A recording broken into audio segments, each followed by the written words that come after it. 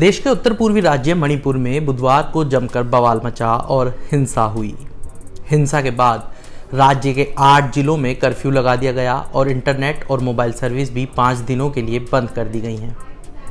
हालात इतने गंभीर हो गए कि स्थिति पर काबू पाने के लिए सेना और असम राइफल्स को मोर्चा संभालना पड़ा और करीब 7,500 लोगों को हिंसा प्रभावित इलाकों से निकालकर राहत कैंप में शिफ्ट करना पड़ा। हरी भरी वादियों और प्राकृतिक सुंदरता के लिए पहचाना जाने वाला मणिपुर एक संवेदनशील सीमावर्ती राज्य भी है। ऐसे में सामरिक लिहाज से यह राज्य एक अलग ही अहमियत रखता है। नमस्कार, मनी कंट्रोल हिंदी देख रहे हैं आप। मेरा नाम शुभम। आज के इस वीडियो में हम जानेंगे कि ये बेहद ही खूबसूरत पूर्वोत्तर राज्य आखिरकार क्यों जल उठा। सबसे पहले तो बता दें कि आदिवासी और गैर आदिवासी समुदायों के बीच हुई झड़प ने ही एक बड़ी हिंसा का रूप ले लिया। राज्य के अलग अलग हिस्सों में all Tribal Students Union of Manipur के एक आदिवासी एकता मार्च के दौरान ये हिंसा हुई। आदिवासी और गैर आदिवासी लोग आपस में क्यों लड़ बैठे, तो इसे समझने के लिए हमें कुछ पीछे चलना होगा और इस पूरे मामले को जानना और समझना होगा। दरअसल मणिपुर में 3 प्रमुख समुदाय हैं। इसमें पहला है मैतेई, दूसरा नागा और तीसरा कुकी। नागा और कुकी आदिवासी समुदाय हैं, जबकि मैतेई गैर आदिवासी हैं। और जंग इसी बात की है कि मैतेई के लोग चाहते हैं कि उन्हें भी अनुसूचित जनजाति या आदिवासी समुदाय का दर्जा मिले, लेकिन कुकी और नागा इसके विरोध में हैं। मणिपुर में आदिवासी समुदायों के लिए कुछ प्रावधान भी किए गए हैं।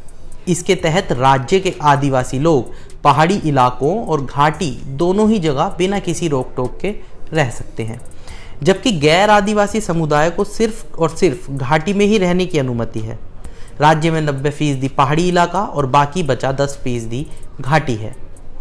संख्या बल के हिसाब से बात की जाए तो मणिपुर में 53% से ज़्यादा आबादी मैतेई समुदाय की है, जबकि नागा और कुकी समुदाय की आबादी 40% के आसपास है। तो एक तरह से इसे आप वर्चस्व की लड़ाई भी कह सकते हैं। मैतेई समुदाय पिछले करीब 10 सालों से अनुसूचित जनजाति का दर्जा दिए जाने की मांग कर रहा है और इसी कड़ी में मैतेई ट्राइब यूनियन ने मणिपुर हाईकोर्ट का रुख किया और अदालत के सामने उसने मांग रखी कि वो राज्य सरकार को उनकी मांग पर विचार करने का निर्देश दे और इसके लिए केंद्रीय जनजातीय मामलों के मंत्रालय को एक सिफारिश भी भेजे, जो राज्य सरकार की तरफ से भेजी जानी है। अब इस मामले की सुनवाई के बाद पिछले महीने अदालत ने अपना फैसला मैतेई समुदाय के पक्ष में सुनाया और राज्य सरकार से केंद्र को सिफारिश भेजने और उनकी मांग पर विचार करने को कहा गया।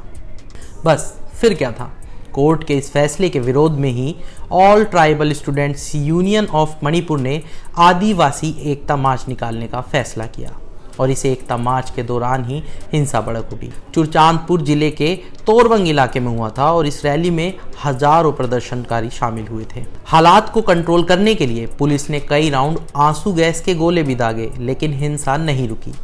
इसके बाद सेना और असम राइफल्स को बुलाना पड़ा। राज्य के इम्फाल पश्चिम, कैकचिंग, थोउबल, जिरीबाम, बिष्णुपुर, चुरचांदपुर, कांगपोकपी में कर्फ्यू लागू किया गया है। सूत्रों के मुताबिक रैपिड एक्शन फोर्स की 5 कंपनियां राजधानी इम्फाल भेजी गई हैं। सीआरपीएफ की करीब 15 कंपनियां मणिपुर में पहले से ही मौजूद हैं।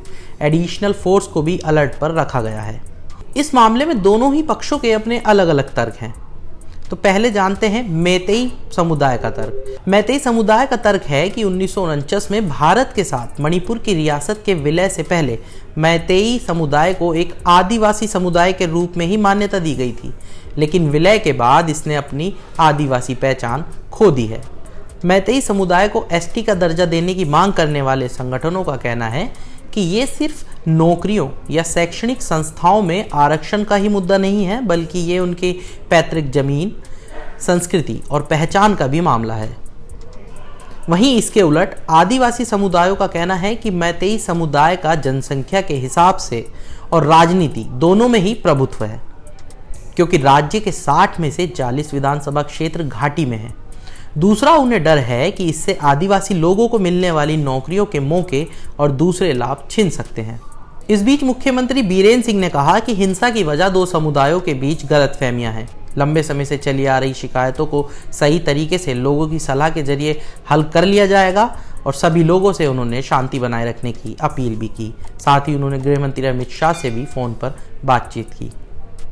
इस वीडियो में इतना ही। बाकी तमाम खबरों के लिए जुड़े रहिए मनी कंट्रोल हिंदी के साथ। तब तक के लिए धन्यवाद।